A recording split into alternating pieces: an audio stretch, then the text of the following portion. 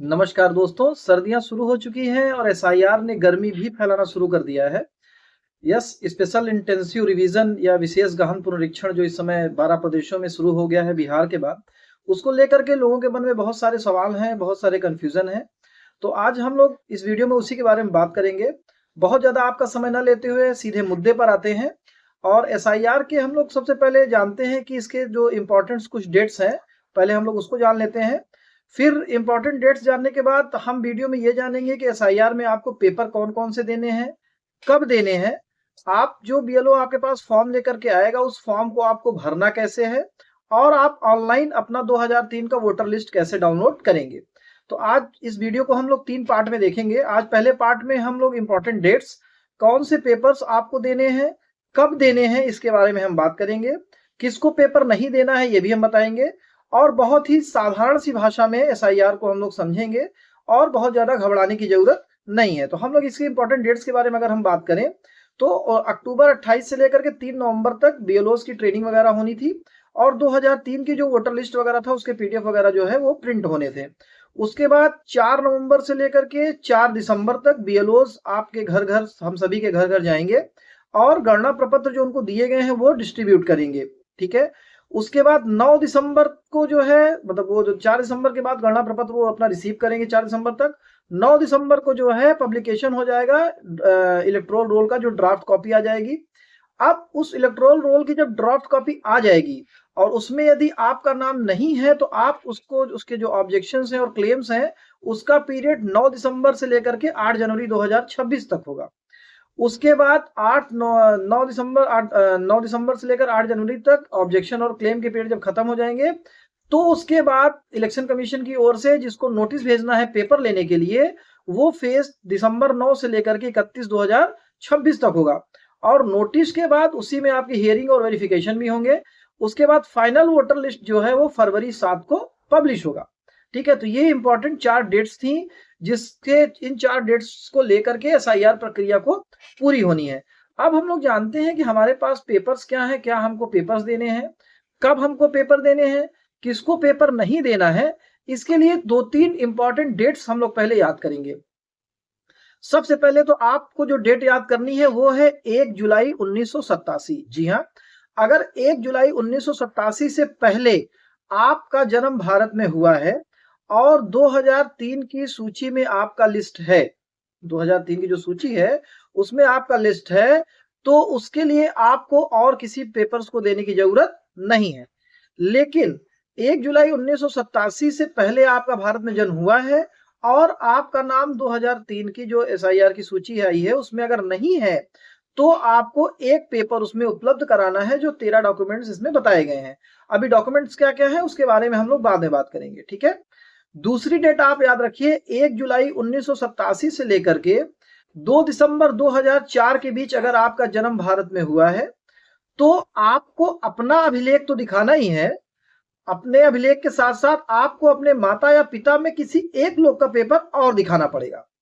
जी हाँ, भले ही उनका नाम 2003 की सूची में हो, आपके माता पिता का या ना हो, लेकिन उनका पेपर आपको दिखाना है। अगर आपका जन्म दिसंबर 2004 से पहले हुआ है तो, मतलब 1 जुलाई 1987 से लेकर 2 दिसंबर 2004 के बीच हुआ है तो।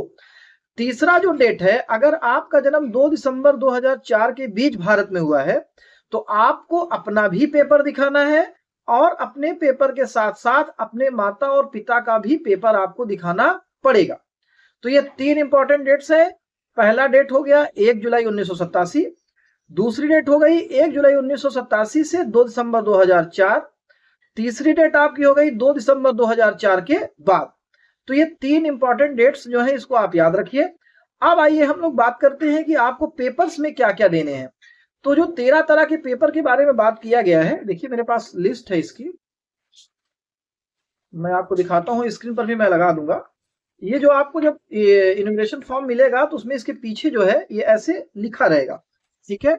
और आपको फॉर्म कुछ इस तरह से मिलेगा, ये देखिए ये फॉर्म है और फॉर्म के पीछे ही आपकी सारी सूची जो है वो दी रहेगी। तो हम लोग पहले बात करते हैं कि सूची में है क्या क्या। तो सबसे पहले देखिए दिया हुआ है इसमें, किसी भी केंद्र सरकार, राज्य सरकार, सार्वजनिक क्षेत्र के उपक्रम के नियमित कर्मचारी पेंशन भोगी को जारी किया गया कोई भी पहचान पत्र और पेंशन भुगतान।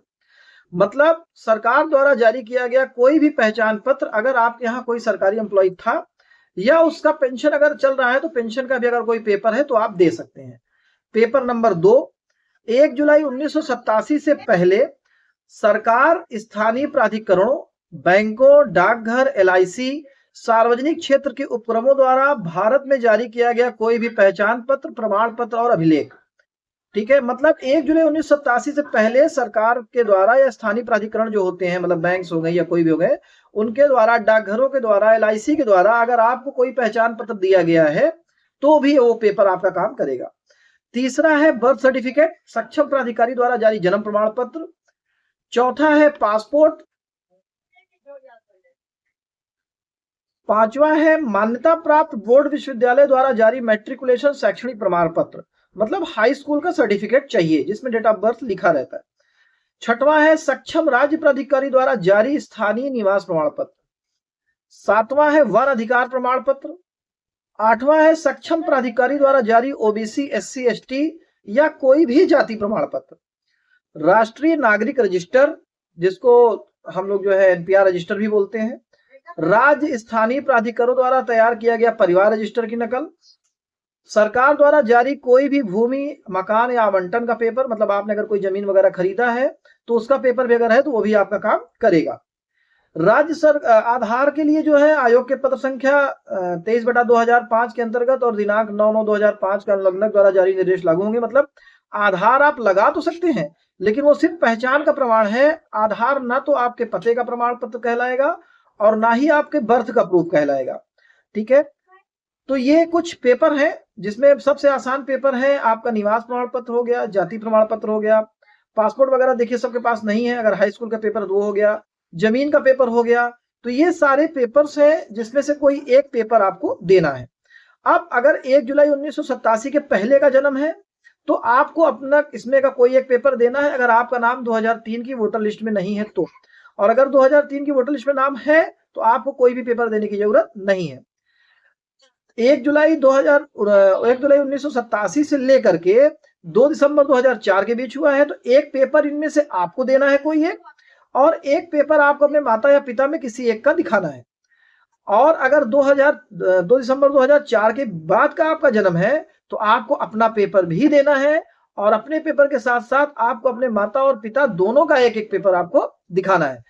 तो इस फेज में हमने ये जाना कि इंपॉर्टेंट तिथियां कौन सी हैं, कौन से पेपर्स आपको देने हैं, किसको देने हैं, ये हमने इसमें वीडियो में जाना।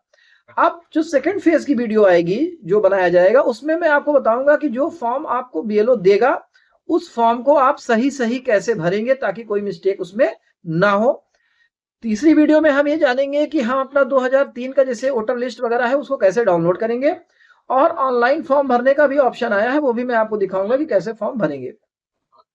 तो दोस्तों अगर वीडियो आपको अच्छी लगी हो तो वीडियो को लाइक करें, सब्सक्राइब करें मेरे चैनल को, और सेकंड पार्ट के लिए जो है इंतजार करें, सेकंड पार्ट भी जल्दी आपको दूसरे दिन आपको इसको प्राप्त हो जाएगा। तब तक के लिए जय हिंद, जय भारत। घबराना नहीं है, SIR प्रक्रिया में सरकार और इलेक्शन कमीशन का साथ दीजिए, और इस जो SIR नाम का भूत है इसको हम लोग घर से जरूर मार भगाएंगे और सब लोग मिल करके इससे जो है लड़ेंगे। तब तक के लिए जय हिंद, जय भारत।